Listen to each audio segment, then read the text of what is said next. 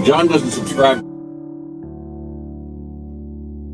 Hello everyone, welcome back finally to Jurassic Evolution 2 and to our new park building series, Jurassic Arizona 2045. This is an idea that I mentioned I was going to build this a really long time ago, and I just haven't been back in the game for a while because I've been focusing on Prehistoric Kingdom and other stuff. But this is actually the first park I've done on the channel in the desert biome, and today we're just building a little entrance section and a exhibit for Ceratosaurus, which you guys voted on. And I'm actually really happy with how this build turned out. I probably won't be in a couple weeks, but that's just how park building works. I was gonna build a big parking lot, but I decided I don't want to do that because, you know, it's back in the game. I want to enjoy the builds and not pop back in and spend 2 hours doing path work, which I don't like doing path work, as many of you know. And so what we're doing here is we're building kind of inspired by what happened in the prehistoric wildlands. It's a bus stop that comes out of the mountain. And so these Jurassic Park gates are supposed to be the tunnels. And while this builds, I'll tell you a little bit about the idea of this park and why it's called Jurassic Arizona 2045, even though we're not even on the Arizona map.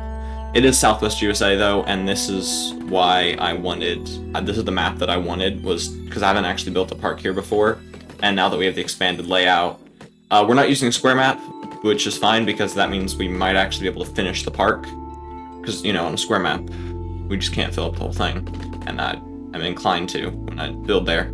But by the way, what we're putting here is I finally get to use these multi-wall pieces that I never use because they have doors on them, and I don't like them, even though everybody else likes using those walls for some reason. Yeah, being on the desert, we're gonna have to use a lot of individually placeable trees, and even though, you know, less trees than it would be in a normal park, but yeah, that's a lead into the lore of this park, which is outside of the Jurassic universe.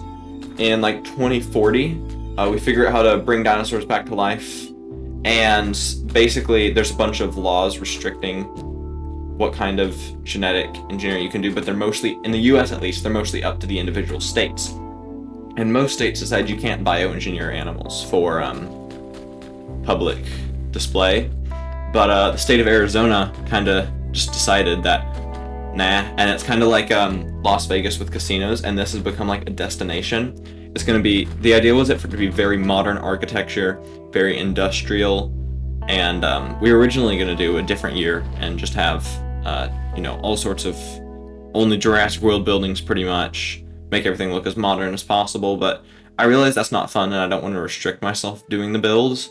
So yeah, I started doing this asymmetrical thing for the buses to arrive on, but I changed my mind and went for a symmetrical thing that actually turned out quite well. And another thing about this park, I don't have a specific plan for what I want to build. Like, I have some ideas, like I want a mega aviary. I really want to do a monorail going through a lagoon.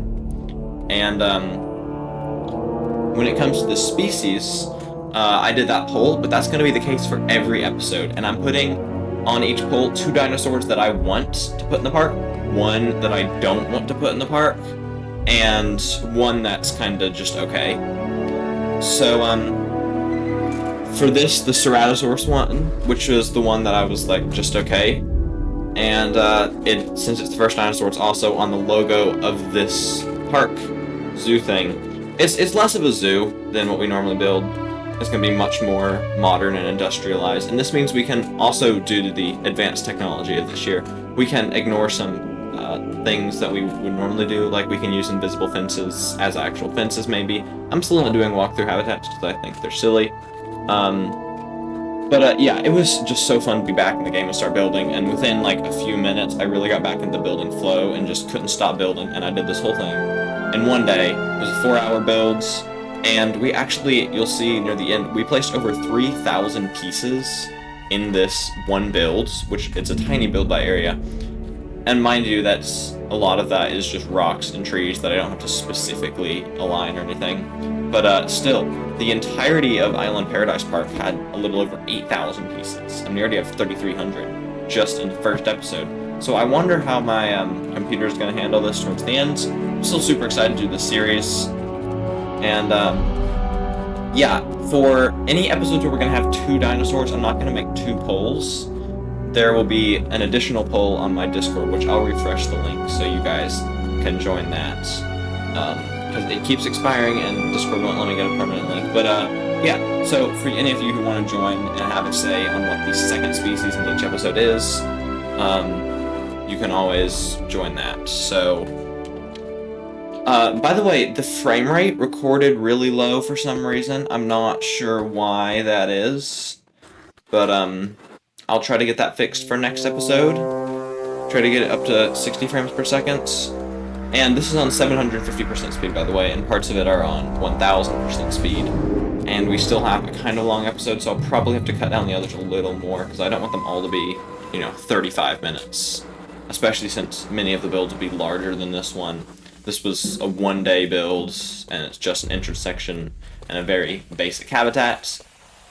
I did want to be kind of realistic with this park, but I realized that's hard to do in Jurassic Evolution 2, so we'll see how that goes. Basically, I'm not sure if these paths are quite wide enough for buses to ride on. It's kind of narrow for a bus, but we'll say they can. We have really good drivers. And, yeah, you'll notice I'm using a lot of concrete barriers. We'll use those a lot because the multi-wall doesn't work for the modern aesthetic, and we're going to be lining a lot of paths. So, and you can't use planters all the time. I still want it to kind of be a desert. You'll notice there's a ton of trees in this build. That's to cover up the tunnel. There won't be quite that many in the other episodes. And yeah, I did end up with a lot of gardens here, and I basically just entirely abandoned the theming I originally had in mind for this park. When I started building, I wanted this really unique modern thing, but then I just started building and built what I felt like building. So, if I also am gonna, as far as the species, there are a couple species that I definitely want in this park that you guys won't get a vote on. That'll just be in this park, but I'll only make, I'll give myself 2 species that I get to decide, and neither of them will be a solo episode. So you guys will get something to vote on every single episode. I'm hoping for 10 episodes, maybe. We'll see how that goes. It might not take that many to build this park since it's such a small map compared to the square maps, which was really weird to load into the save file. Be like, I only have half as much space as I thought.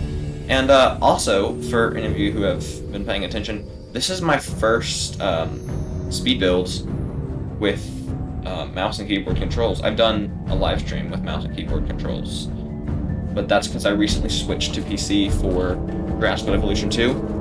And by the way, I'm using the cycads a lot here because I think they work the most and look the most deserty of our paleofoliage. But yeah, I recently switched to PC because the game was on sale and it didn't cost like $200. I got the game and all DLCs for under $60, which is a pretty nice deal. And I just love the desert rocks, by the way, too. You'll notice because I use over 1,000 of them in this episode. And yeah. What was I just talking about?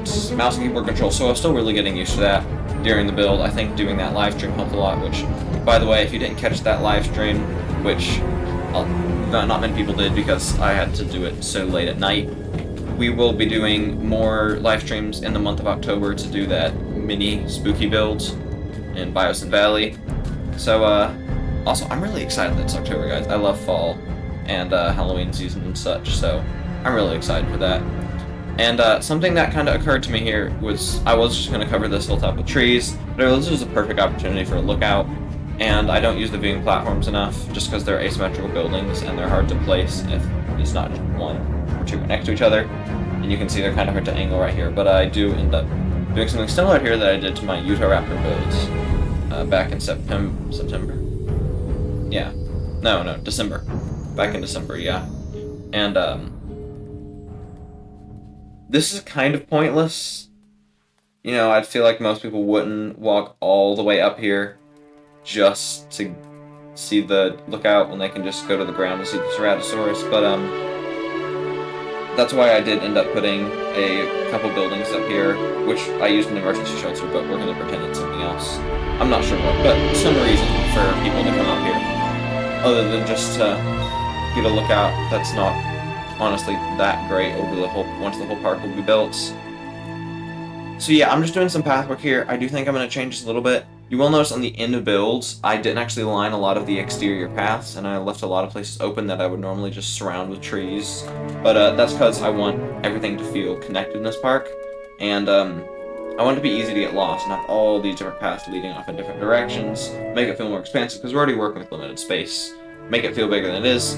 Kind of inspired by what I noticed at Berlin Zoo, not Berlin Zoo, Bronx Zoo. They both start with a B, and they're both a zoo, and they're both large zoos and cool zoos. But Bronx Zoo, which is super cool, and I went there recently, and we'll be taking a lot of inspiration for that for our next Prehistoric Kingdom build series after this one. And if anyone's asking about if I'm gonna mod now that I'm on PC, I was actually originally planning to, because I've always wanted to play with mods, and I always thought that if I had the game on PC I would, but and I was going to, but I still have when I got this on PC I was like, well, I am gonna mod, but I still want to do this series, and there's one other park I want to do that's unmodded, so I was like, once that's done I will mod the game. But by the time I finish this build, it'll probably be early December, and by the time I'll be working on the Prehistoric Kingdom builds too at the same time as starting that other park building series. It's gonna be basically June by the time that's done so, you know, by then Jurassic Evolution 3, which we now know about, is probably gonna be out or almost out. So I don't think I will end up modding this game. I will eventually mod Evolution 3 once I've played, probably once it's done developing. Hopefully it'll get long development.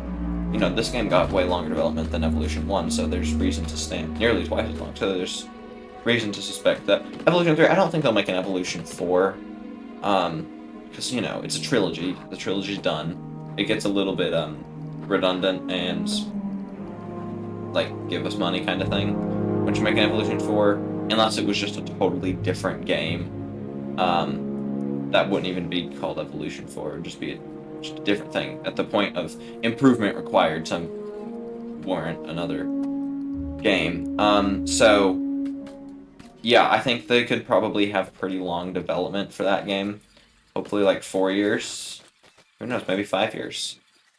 That would be super awesome. And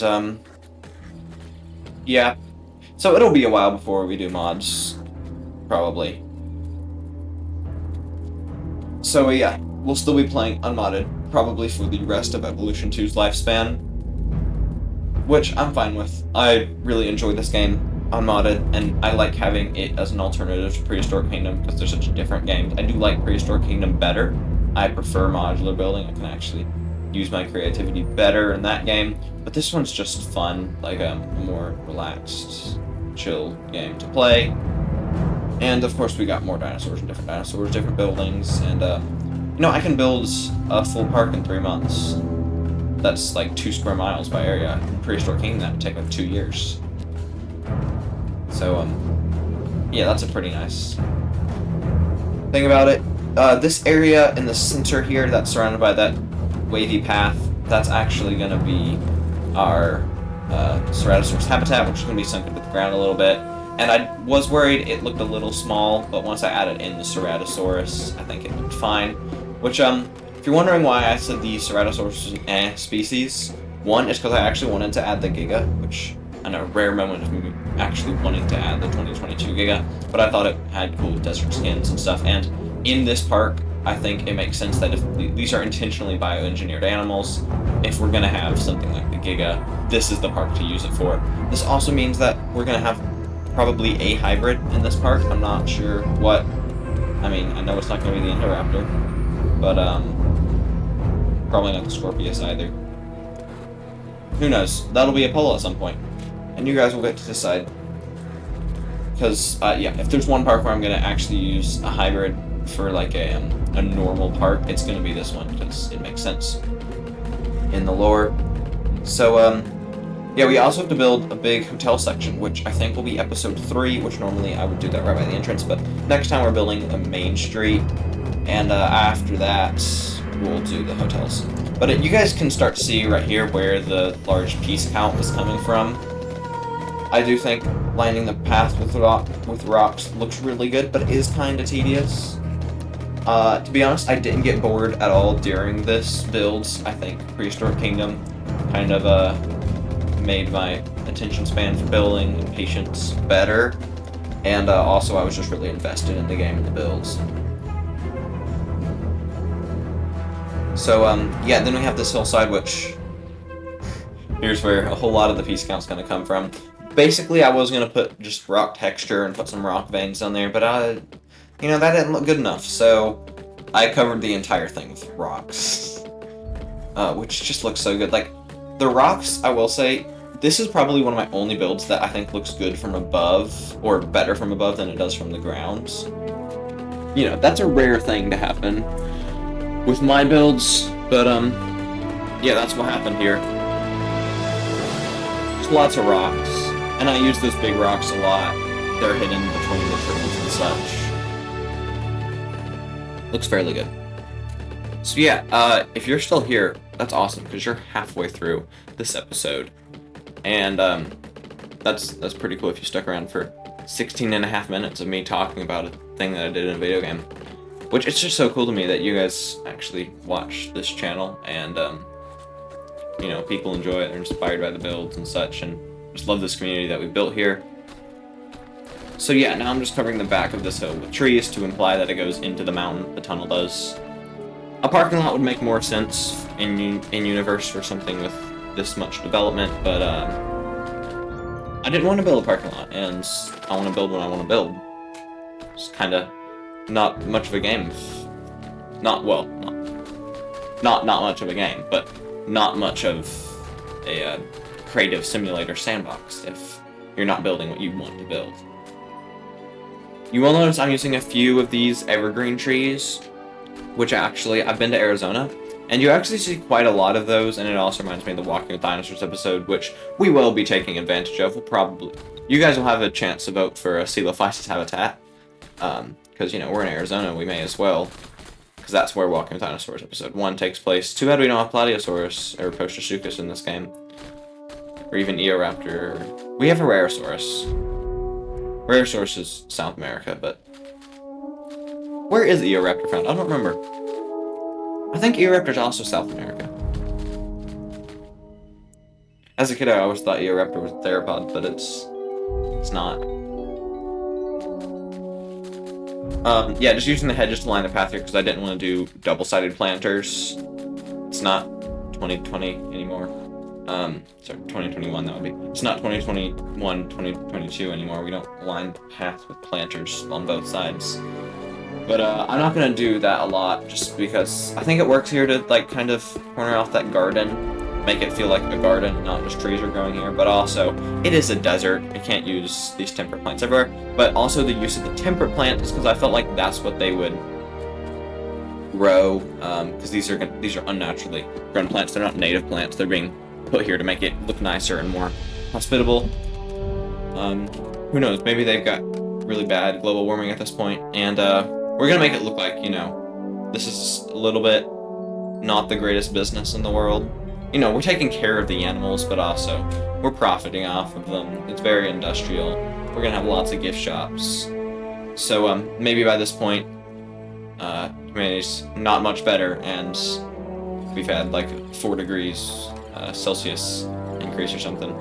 But I'm actually customizing each one of these shops, which what I normally do in my parks is I set a color palette that I save as the default, and then maybe change 1 or 2 of those, and then configure the amenities. Sometimes I even randomize the amenities just until I get one that I like. But here I'm actually customizing these to be their own unique shops and feel like their own brands and such. So yeah, just filling in this gap with some of the trees. It's kind of a weird space here because of the edge of the map, and it's supposed to be a continuous rock, so I do end up walling that off.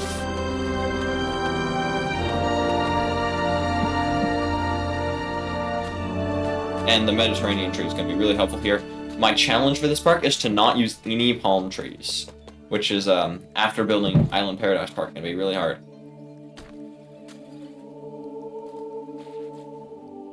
We also don't have great terrain textures here. Here I'm using the Jurassic Park walls, which I do love these pieces. I think everybody loves these pieces, but it's also kind of annoying to me because they all have the same pattern on them. And it's such a distinct pattern too, like it's that animal skull and neck. It's not just a, fossil wall that kind of looks repetitive. It's just very clear that it's the same wall, repeated over and over again. So I wish they were at least different on each side so I could alternate them. But it's fine. We're also using these yellow flags a lot. Here's our carnivorous dinosaur sign. And I did switch up the pattern here for the planters to go around the Ceratosaurus habitat, because I didn't want to be the same all the way around. Using these fountains that I love, but I rarely use them because I'd like to save these pieces, because, these planters look small, but these planters are actually like 20-something feet long. So these would be actually pretty grand fountains, so I don't like just placing them everywhere, but here, it's fine. It's the opening habitat, it's the star dinosaur of the park, kind of. Or it's at least our mascot dinosaur. This would be the first habitat they built. I can imagine this being a tiny little thing, just like, hey, we have a Ceratosaurus we bioengineered. Come visit our park out here in the middle of the desert. Have a monopoly out here. They can charge whatever they want on stuff, kind of like Jurassic World, which would be so expensive too, because they have a monopoly on food and everything. I mean, obviously there's individual businesses there, but still. Yeah, stuff would be so expensive at Jurassic World. I don't understand how they got everybody to visit. I don't know. Simon Mills-Ronning was like, oh, I want this to be kind of moral, but also he's the 7th richest man in the world for a reason. 8th. He was the 8th richest man. And he's not in charge of everything too. It's his company, and they're all trying to make money. Him probably the least of them, and he's still the richest, ironically. So, yeah, this is the point in my episodes, about 2/3 of the way through, where I just kind of run out of stuff to say, because at this point we're just placing a lot of stuff. And I did want to kind of break up the habitat. I didn't want it to feel too barren, so I made some water pools and surround those with lots of foliage and rocks to make them feel kind of like a cascade. They're naturally created. Make these Ceratosaurs feel a little bit at home because they are in the desert and surrounded by just this industrial everythingness. So I wanted this to feel as natural as I could possibly make it, given the environment. I'm not sure how the staff manages this habitat, unless they can use the feeder as there's a tunnel there that they can ride like a lift. I don't know. And well, we placed the rock texture. You know how that's gonna go if you've seen any of my builds. Can't leave the rock texture. I was gonna just put some groups of these big rocks, but we ended up covering the entire wall. I do actually really like how these water pools turned out. And this habitat looks really, actually, it stands out when you zoom out. It looks like a habitat in the middle of, a true desert. It's a fake desert, I still wish we had ways to give the animals shelter, or some kind of just big sunshade we could place. Because, I don't mind not being able to build shelter buildings for every species, that's fine. But, I wish they could at least have some kind of shade.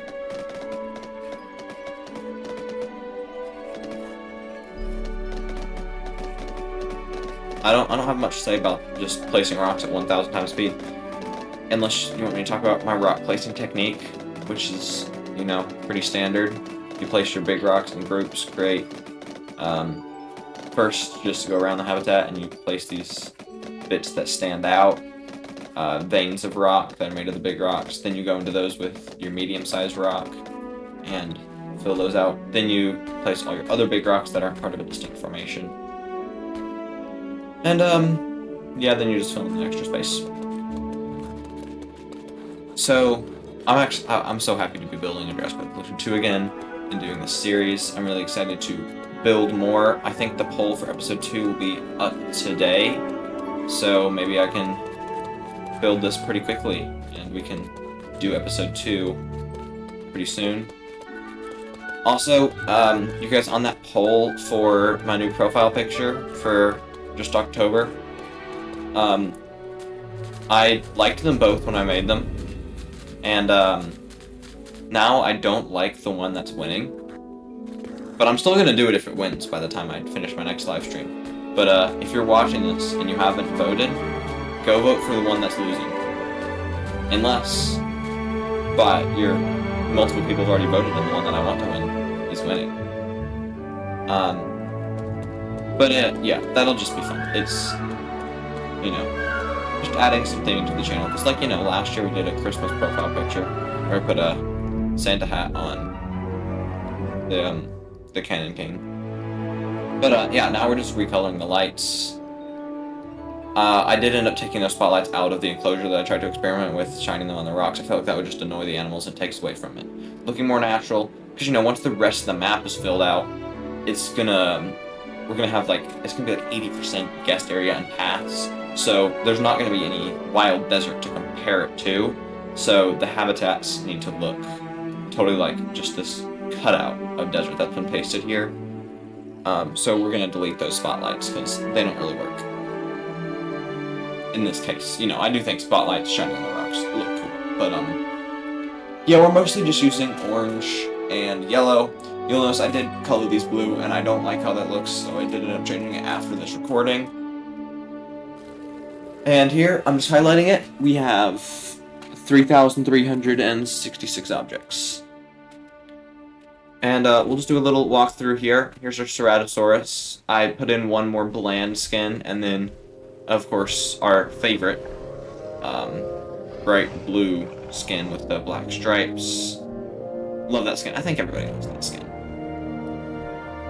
This is giving me flashbacks to Jurassic Evolution 1, because the Ceratosaurus and that. I still prefer the skins of Ceratosaurus from that game. But yeah, here we have the great blue skin that we all like. And, I actually think I prefer the default still with the red. But, yeah, this one's cool. Just to have some nice contrast in there. I'm not going to do my Ceratosaurus right now, but here we are where the buses arrive, just coming out of the tunnel. And we have these cool flags, planters everywhere. It looks very lush compared to what you expect to, but your view is still quite limited. You can't really tell what's where yet. This is the road the buses would travel on. And I use the one segment alternating fence, which I do a lot. And I have for a long time. So the buses can pull over here, but well, yeah, this is just a guest area. Obviously, the buses can't walk here on this narrow path. This is just the bridge between the two areas that you can see through the habitat. Not very well from first-person view in the game, because you can't focus your vision on the distance. But you'll notice the buses can't go there between those lights because they're too close together. But they park over here. I'll let everybody off. They turn back around, and they can head back out to the exit. So we'll just turn here. I love how these rock structures look, these super tall things just jutting out of the ground. Like these monoliths that were here before everything else. This path is fairly wide, almost like a too wide path for me to like without being broken up. But when you'd have thousands of guests here, I think it's good.